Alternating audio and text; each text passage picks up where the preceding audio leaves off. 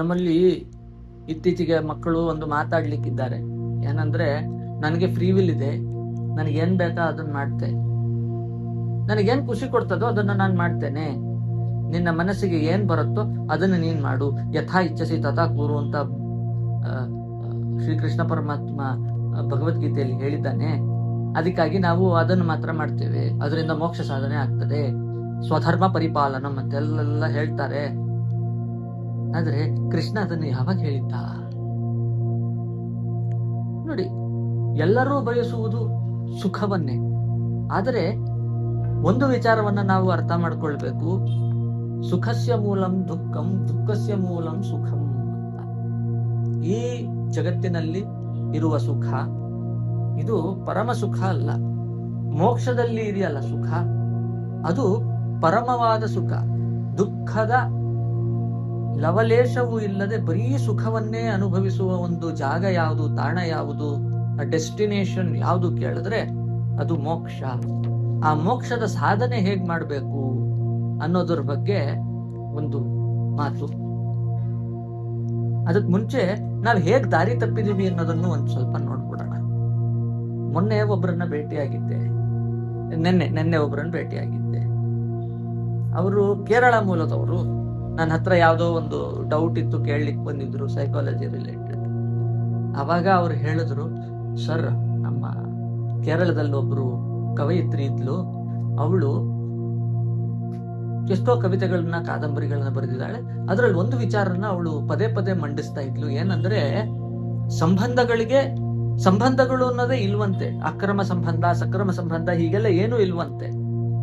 ನಿನಗೇನ್ ಬೇಕು ಅದನ್ನ ಯಾರು ಕೊಡ್ತಾರೆ ಅವರೊಟ್ಟಿಗೆ ನೀನು ಅದನ್ನ ಪಡ್ಕೊಳ್ಬಹುದು.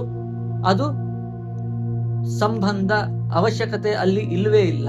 ನೀನು ನಿನ್ನ ಜೀವನದ ಉದ್ದೇಶ ಏನಿದೆ, ನಿನ್ನ ಜೀವನದಲ್ಲಿ ನಿನಗೆ ಇವತ್ತು ಏನ್ ಬೇಕು ಅನ್ನಿಸ್ತಿದ್ಯಾ, ಅದು ನಿನಗೆ ಅವರಿಂದ ಸಿಗ್ತಾ ಇತ್ತು ಅಂದ್ರೆ ನೀನು ಅದನ್ನು ಮಾಡ್ಕೊಳ್ಬಹುದು ಅಂತ. ಅದಕ್ಕೆ ಅವಳಿಗೆ ಪ್ರಶಸ್ತಿ ಬೇರೆ ಸಿಕ್ಕಿತ್ತಂತೆ. ಮುಂದುವರಿತಾ ಒಂದ್ ಮಾತು ಹೇಳ್ತಾರೆ, humans are also like animals. ಈ ಪಾಸ್ಟುಲೇಟ್ ಅನ್ನ ಹೇಳಿದ್ಮೇಲೆ ಏನಾಗತ್ತೆ ಇದನ್ನ ಪದೇ ಪದೇ ಕೇಳಿದಾಗ ಅಂದ್ರೆ, ನಾವು ಮನುಷ್ಯರ ರೀತಿ ಯೋಚನೆ ಮಾಡೋದ್ ಬಿಟ್ಟು ಪ್ರಾಣಿಗಳ ರೀತಿನೇ ಯೋಚನೆ ಮಾಡ್ಲಿಕ್ಕೆ ಶುರು ಮಾಡ್ತೇವೆ. ಆವಾಗ ಈ ಪ್ರಾಣಿಗಳ ರೀತಿಯಾಗಿ ಯೋಚನೆ ಮಾಡ್ಲಿಕ್ಕೆ ನಮಗೆ ಅಡಿಪಾಯ ಹಾಕೊಟ್ಟಿದ್ದಂತಹ ವ್ಯಕ್ತಿಗಳು ಏನ್ ಹೇಳ್ತಾರೋ ಅದೆಲ್ಲವನ್ನು ಕಣ್ಣು ಮುಚ್ಕೊಂಡು ಕೇಳ್ತೀವಿ. ಅದರಿಂದ ಅವರಿಗೆ ಬೆನಿಫಿಟ್ ಜಾಸ್ತಿ ಆಗತ್ತೆ. ಅದೇ ನಮ್ಮ ಸನಾತನ ಧರ್ಮದಲ್ಲಿ ಹೇಳುತ್ತೆ. ಮೋಕ್ಷಕ್ಕೆ ಸಾಧನೆ ಏನು ಅಂದ್ರೆ, ಮುಂಚೆ ಹೇಳ್ದ ಹಾಗೆ ದಾನ, ತೀರ್ಥಯಾತ್ರೆ, ತಪಸ್ಸು, ಯಜ್ಞಗಳು, ಇದೆಲ್ಲ ಏನಿದೆ ಆಚರಣೆಗಳನ್ನ ಮಾಡೋದು, ಇದೆಲ್ಲ ಜ್ಞಾನಪೂರ್ವಕವಾಗಿ ಇರಬೇಕು. ಈ ಜ್ಞಾನ ನಮಗೆ ಫಲವನ್ನ ತಂದುಕೊಡುತ್ತೆ. ಈ ಜ್ಞಾನ ಫಲಗಳನ್ನ ನಾವು ಹೇಗ್ ಬಳಸ್ಕೋತೀವ ಅದು ಭಾರಿ ಮುಖ್ಯ.